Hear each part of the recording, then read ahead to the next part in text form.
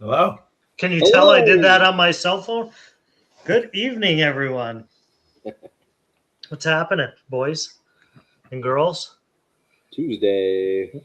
Dude, we're supposed to get some crazy weather up here tonight. Yes, you are. Thunderstorms. Yeah, we had to park all our cars down in Littleton, and my wife made me drive her home and charge our phones before we get to the house because may not have power. And Was the sky up by your place looking quite apocalyptic today? no, Hello. yeah, It was- yellow. What was Dude. that? So I guess there was wildfires in Canada or something. So we were getting Oh. the smoke from that. It's always the Canadians. They're the cause of all the issues.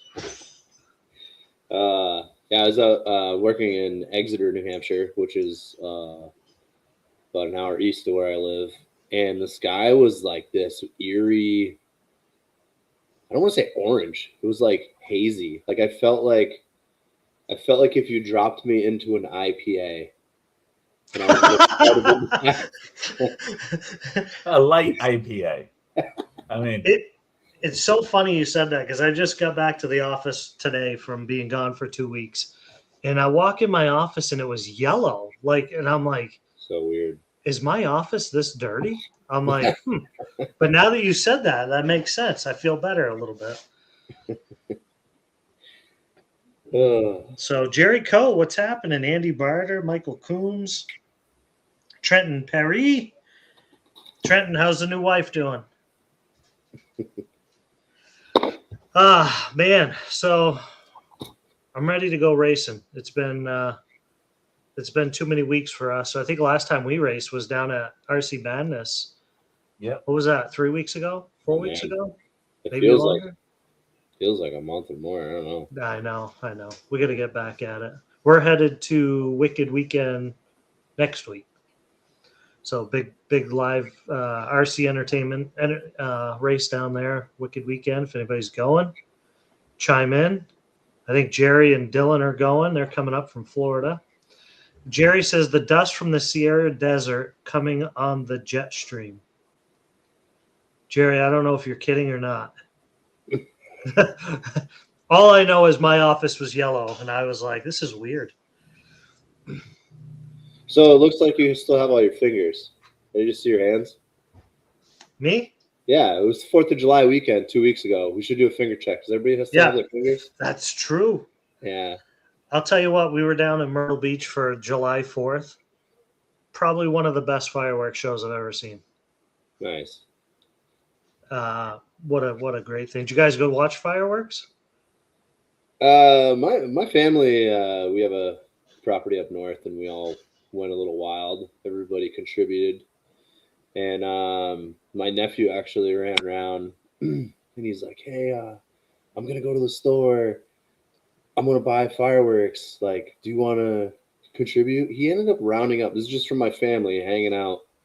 Almost $600 on top of we had a borderline disgusting amount of fireworks already. So yeah, we had a good time. Nice.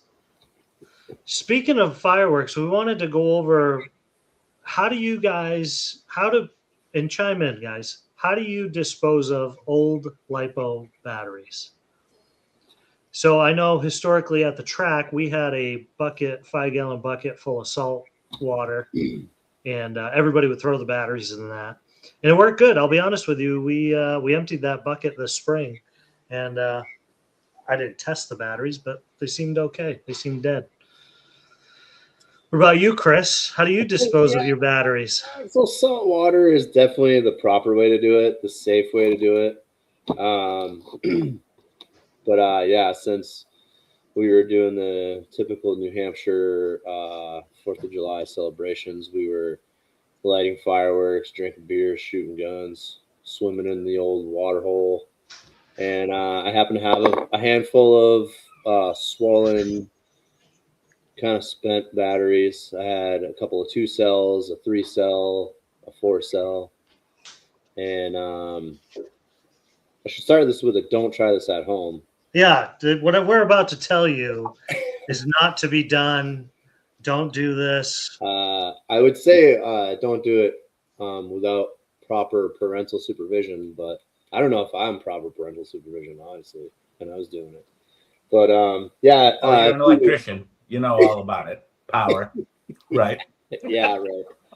It wasn't a safe environment, and it was very controlled. I had provisions to put out any fire if such did occur, in which it did. But a 22 caliber rifle, strategically placed through the cells of each battery, will cause quite the smoke show with some pretty intense flames, depending on the life of the battery. I know I had one that had like a full charge on it, and it was still in decent shape, but it was swollen, and I'm like, I'm done with this thing. And there was probably like a good 3-foot flame out of it, and that was just a 2-cell. So proper lipo storage is something to really take seriously. Yeah. Yeah. Brent was telling me he had a battery in his garage, a Traxxas battery, and it burnt his garage down like a year or two ago. Yeah, it's kind of scary. It's like you see the video. I don't know if anyone's ever seen videos or experienced it like I did, but like a Christmas tree, you light up a dry Christmas tree and you realize, like, man, if that thing was in my house, it would be bad. I wish I should have taken a video of the batteries because it was bad. And even after, like, I waited probably a half an hour and I went to pick them up, and they were still like ripping hot.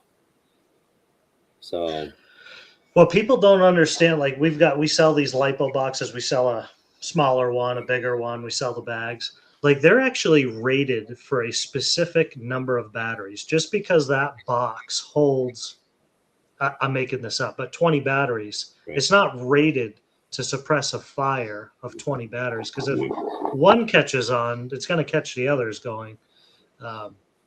So check the ratings on your stuff, it was very important. Yeah. One of the companies had come out with a battery box, and they're like, oh, you could fit 12 batteries in this box. And it's like, well, that's great, but what's it rated for?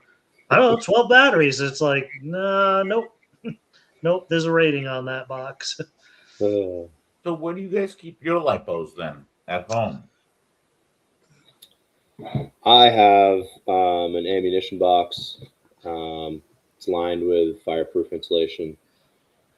And I can't say that it's the proof, like there's no testing on it, but I feel safer than I used to just have them like hanging out in my pit bag for years. If you walk through my house, you would find lipos randomly scattered throughout my home. Yeah, you're the insurance company's worst nightmare. Yeah, but I just upped my insurance actually, so I'm good. Then there you go.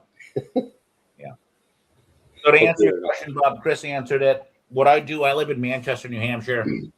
When my batteries are puffing, like if I'm on my commute to work or whatnot, I just toss them out the window. You know, it's only a 2S. It's not much bigger than a pack of cigarettes, you know, and it's somewhere in the streets of Manchester. That's what I do. I don't even discharge it. Actually, I charge them at 40 amps. They get really toasty, and then I hit the road with them. We keep our batteries in individuals, and we put them in one of the lipo pouches. Too much work. But we keep them together too. Like we keep them in one. They're not scattered randomly. No, I do. Most of my lipos are in my garage, in a lipo bag, just on the concrete. And I don't go litter lipos throughout Manchester. Someone who was at the track. You know what? Don't say the person's name, because I think I actually remember who it was. But they said that when they got a bad battery, they just drive down the interstate and chuck it out their window. I'm like, oh gosh. Trenton says, I've been using old ammo cans with the seals cut off for venting. Yep. So I think ammo cans is what you hear most of. Yeah, it's a cheap way to feel good about it. I've watched a bunch of YouTube videos. There was that fire, when was that? couple of years ago, a little over a year ago, down in Massachusetts at the hobby shop, and it was a total loss. So what I was told about that, and I don't know the truth. I wasn't there. I don't know the facts, but they had a LiPo battery with a dead cell, and they were trying to recover the battery, so they charged in Nickel metal hydride. I think nickel we've metal hydride. maybe tried that once or twice. Yeah. But Not as safe. Mike Barkus, You can do that if the entire cell is below storage voltage, but I don't think you should try to do that to recover a dead cell. If you have a dead cell, get rid of it. yeah. It's not worth it. It's not worth the risk. Mike Barkus says, I use a Century Safe from Walmart. So I've been thinking about that Century Safe because they are fireproof. And again, I don't think you could chuckle block full the thing, so you can't fit nothing else in it. But I wonder what the, if a safe of that magnitude, like Mike's talking about, would be a better option. But you think about a big gun safe, like for rifles and stuff, you're going to pack that full of batteries. Is that going to contain a fire? I don't know. I feel pretty confident about it. I think it would, because do those batteries require oxygen for fire? And if it does, that smaller area, if anything ignites, it's just going to burn up the oxygen. Nothing's going to be left. Those things are sealed. And then there's no more oxygen to have a fire. Then you open the door, right? to look, just a little peek. Correct. I think we should do a test with this. I think we should get a Century Safe, pack it full of batteries, put an ignition cord to it, and see, and honestly see, like video it and see, does it hold it? Does it blow? What's it do? So someone else that I was talking to, I think I know who it was, but I don't remember exactly. They would do, so they had a, like a Ziploc bag full of, I think it was like baking soda or something. So if there was a fire, the plastic would melt and it would spread and put it out. Kind of like, use dish soap to cut the oxygen off to a battery that's shorting, igniting, whatever. Same concept. That's a pretty cool idea. It's like its own little suppression system. And there's tons of videos on YouTube. I think we should make one. It'd be fun. So, and Mike, I want to bring up two comments here because Matt Pearl's got one, and I think he's nailed it. So Mike says mine's pretty full. It says it's rated for 3,000 degrees for 30 minutes. Not sure the validity of this. Don't want to find out either. I think we're going to test this. I think this is going to make a good video on testing LiPo batteries in the safe. But Matt, I'm going to bring up Matt Peralt's here. So Matt is a fireman down in Nashua, New Hampshire. LiPo batteries do not require oxygen. That's the risk with LiPo on those. And I believe it's a gas fire, correct? It's like a chemical reaction fire. It's not like a normal fire of a house where it needs fuel and oxygen and an ignition source. So I think we're going to try this. LiPo fires are the hardest to put out for sure. We're going to test this. Well, Bob, you were talking about wanting to move out of Vermont. Do you want to test it at your house? We could. That's a good idea. That's a great idea. Just up the insurance. Yeah, bring all your batteries up to my place, would you? Correct. So LiPo safety, guys, think about that. And like I said, watch what you're buying. Just because those LiPo boxes, the Bat Safe boxes, and there's other brands, I'm not singling them out, but there is a rating on the box. It's not fill the box and it's good to go. It's better than leaving it on your desk like Bill does, but Matt says that doesn't work either. Electrolyte fire. Well, let's think about this, right? Like I was shopping for new smoke alarms for my house, and they have battery backup in their LiPo batteries. I mean, inside a smoke alarm.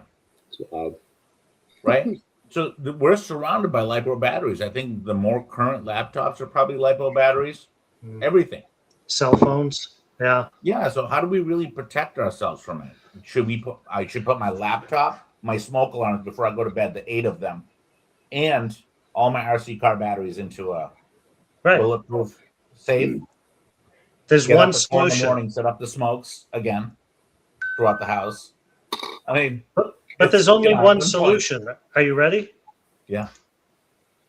Don't even tell me. You Living still in need a DC. battery for the No. servos and receiver, though. Mike's got it. Run nitro. Run nitro. But no, what about the receiver pack? That's a lipo. Probably make a less for fire than a 6-cell or a Yeah, 4-cell. I remember my first nitro car I got. It was an HPI Nitro something. It was a 4-wheel drive on-road car. I bought it from Dan back in the day when he was in Nashua at Hobby Etc. And it ran on 4 AA batteries for the receiver pack. Yep. No risk of fire there. Put it in the balloon, a little dab of zip tie, a little dab of grease, another zip tie, watertight. Yeah. Mike says there's more batteries in nitro than electric. Receiver, start box, remote. That's true, yeah.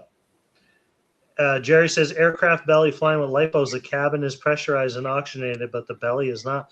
So let me tell you a funny story about this. We're coming back from Florida, I think it was actually, and we bring our lipos in our carry-ons, and we got to the terminal, the gate, and the lady said the overhead bins are full. You got to check your carry-ons.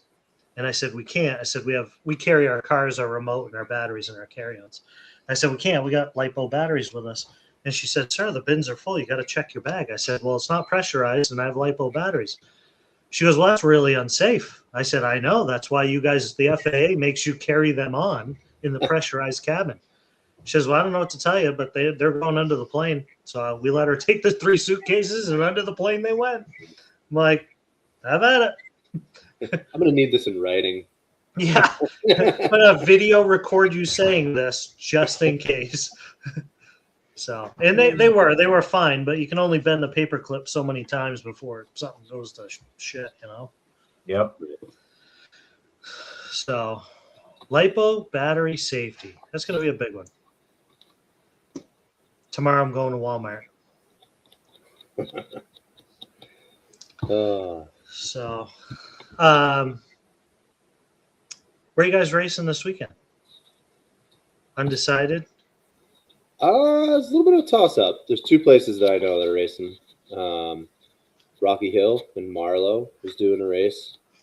They're calling it a club race. It's a 1-day race. Hobby Etc. is doing their Saturday club racing. Does anybody know what happened at Hobby Etc. with that outlet? Like what the story with that was? Yeah, so what I heard was, Chris, do you want to tell the story? No, you can go. Yeah. So this is what I heard, and I'm not trying to spread rumors, but I guess somebody homeless was using the outlet to charge their phone. And I heard the power was shut off.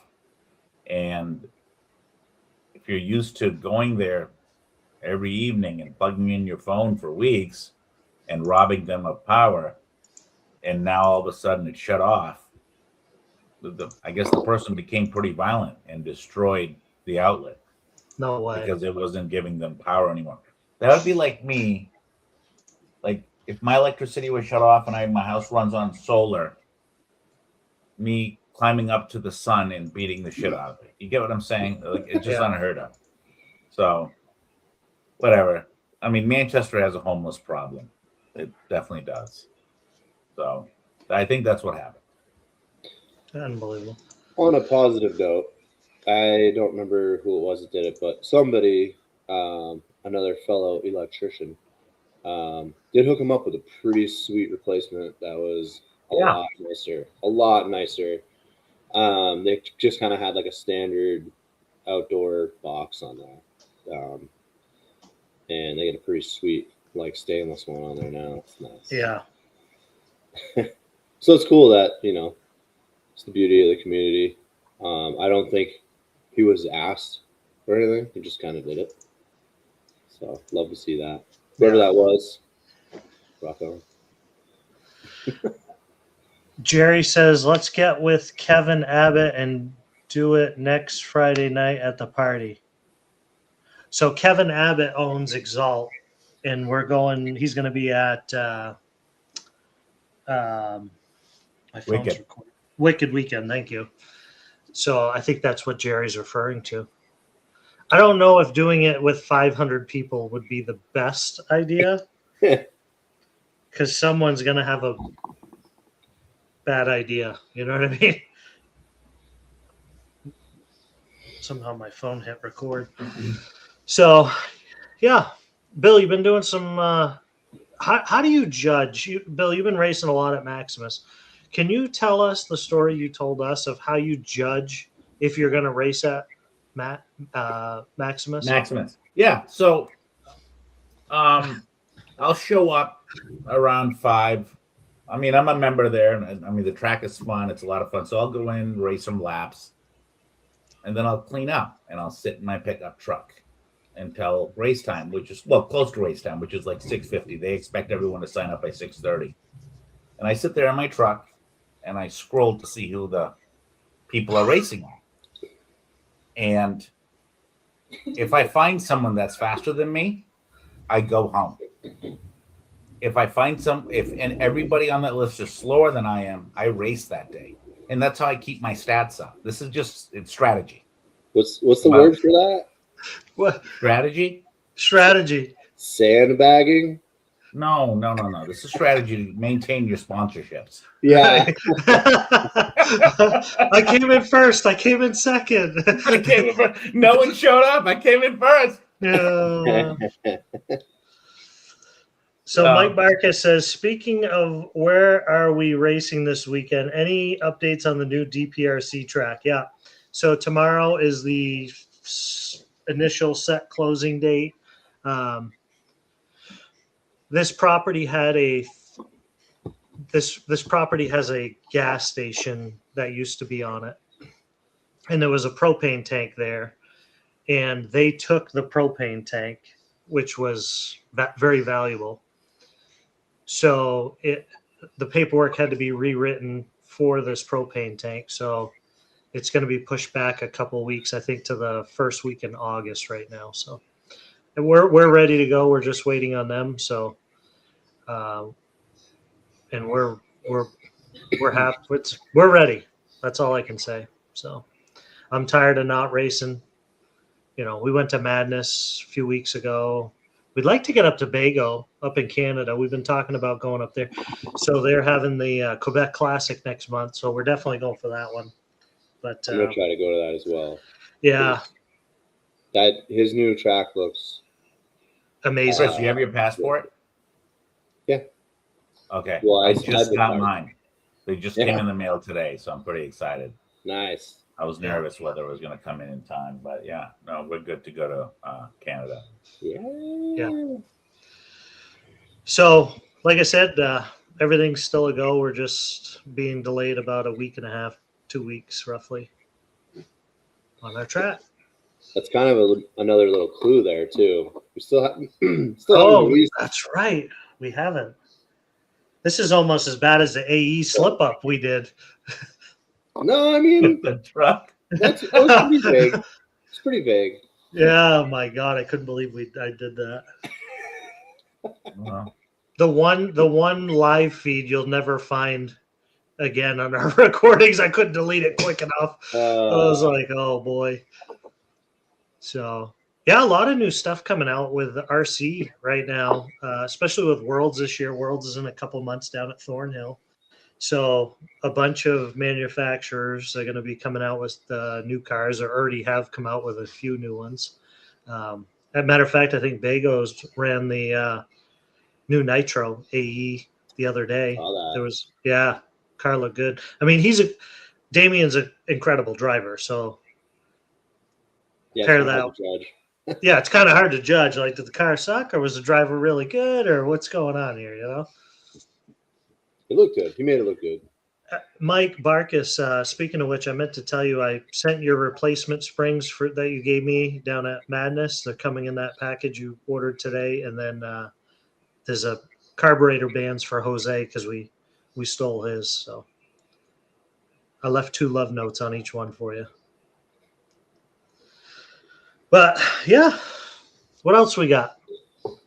I noticed that there's an announcement about Beach now selling Yeah. Promos. promotion. Yeah.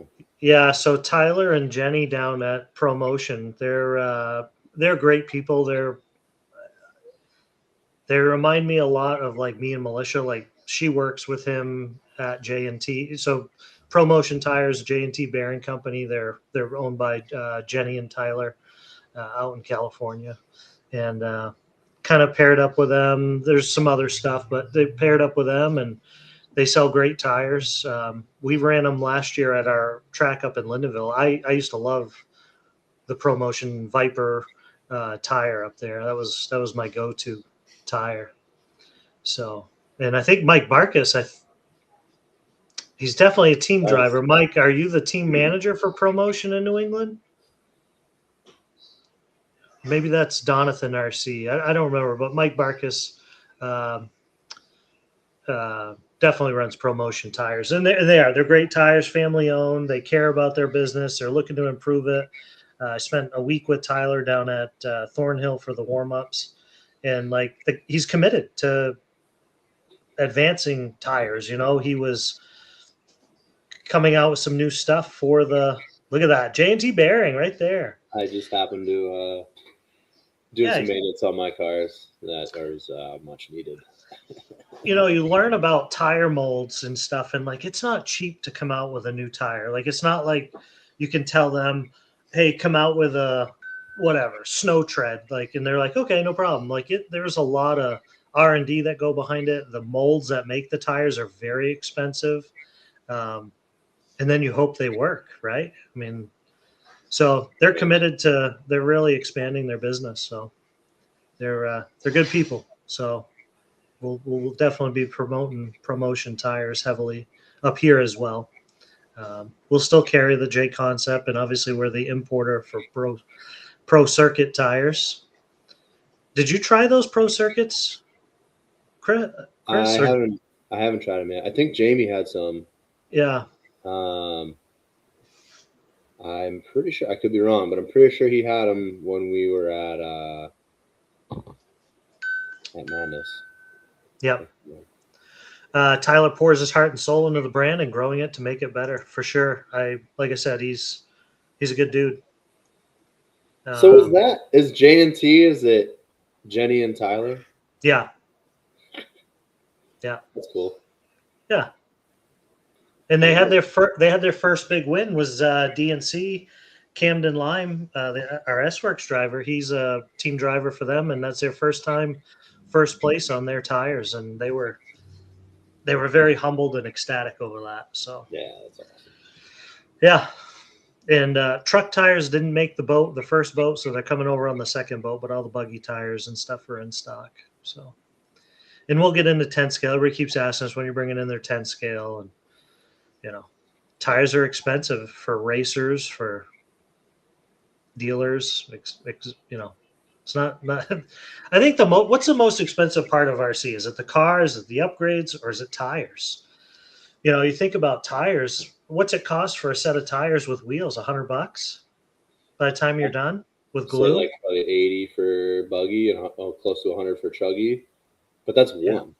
One Nobody set. has just one. Mm-hmm. Yeah, and if the track changes temperature, or if you glue up one tread pattern and like, oh, this isn't it, and you go to a second one, now you got 2 sets, you know. Yeah. But I will say, tires make or break you. That's one thing I've learned. Like, your car could completely suck on the track, and you're changing everything on that car to make it better, when all it was your tire. It was the wrong compound, the wrong tread, whatever. So tires are a make or break game, but they're the most expensive, I think. You know, especially for the racer. We just did that mystery box. It sold out in like 4 hours. As soon as I saw that, I went on the website and I was like, this was posted like, I think it was 4 or 5 hours. And I'm like, where is it? I had to message Jamie. I was like, hey man, like, is that not on the site? What's going on? Yeah. He's like, dude, they're gone. Gone. That That was was a good deal. it was a joke with me and Lucas. We sold like, I don't know, 4 in 15 minutes. And I joked, I was like, wouldn't it be funny if we sold out by midnight and by 10 p.m. they were all gone? And this was, he put them up at like 4 or 5, but it was a good deal. It was what, $100 for 6 sets with wheels?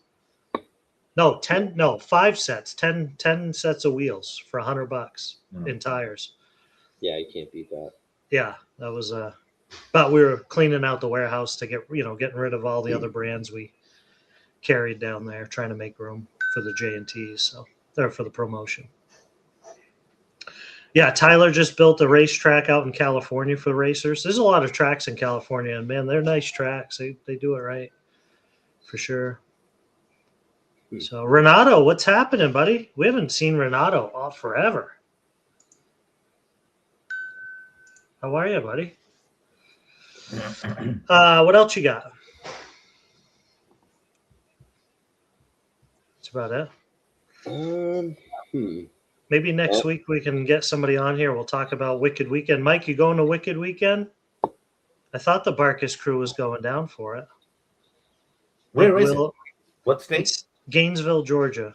It's a RC entertainment race. Dave Lycum, RC or Elite RC does the announcing. Lance and Lefty and them. I don't know if Lefty's going to be there, but yeah, it's another. Oh, Mike says negative. Are any of you guys going? I thought the whole clan was going. I think Madness Barbecue Blast. Yeah, it's the same weekend as the Barbecue Blast. Yeah, Race Time Entertainment. Thank you, Jerry. Thank you. I think I said RC Entertainment. So, Tracy Patterson, how are you? Was hoping for arms, but logged on 10 minutes. And it was open, and it was full. I logged on tonight, and I thought there was still entries available. Maybe there wasn't. And Jerry says Lefty will be there, so it should be a good race. And then right after that, middle of August, we got Chico, the Roar National Off-Road, which is going to be the I think one of the last races before Worlds. Oh, for AMS, yeah. We're not going to do AMS this year. Did you guys see, speaking of, we're talking about 10 scale real quick. No, I can't think. There was a 10 scale race recently. It was a pretty big one. And it gave me flashbacks of late in last season and early in last season. Red clay track, rain, dudes pushing puddles off the track. They still made it happen. I'm like, season opener, Nationals. I gotta try to find it. That was at the FRCC race last weekend at B&T. Yes. Yeah. But they the J Concept ONS series on Road Nationals. Yeah. Or Off-Road Nationals on Road Nationals. Yeah, they were all out there with squeegee big puddles. Yeah. I think Lance from Elite posted that video showing that the track was a pond. A pond. Yeah. Hope you brought your boats. Boat class is going to be good this weekend. Thank God for sump pumps. Now. Yeah. Remember that first race we did? We tarped the entire track. That was a disaster. Kind of like it was the best race ever. It was the best race ever. We like made a greenhouse out there. Yeah. Yeah. I can't believe it was pulled off. I mean, I can't believe it was pulled off. Those tarps sat in the parking lot for 3 months probably. No one wanted to fold those things, and finally one day I was like, let's do it. There was a lot of tarps. If anybody's looking for tarps, we do have tarps for sale still, by the way. They're 100 feet wide. No, was it 100 by 200? No, I think they're 50 by 100. Yeah, that sounds right. Something like Yeah. that. If anybody's looking for tarps, hit me up. Get a good deal on them. Buy them by the pallet. And so, all right. Well, we just wanted to hop on, say hello, everyone, give you guys a little update, talk a little RC. Next week we'll do it again. Thank you, everyone, for joining See you in. later. Take care, guys. Let's go racing.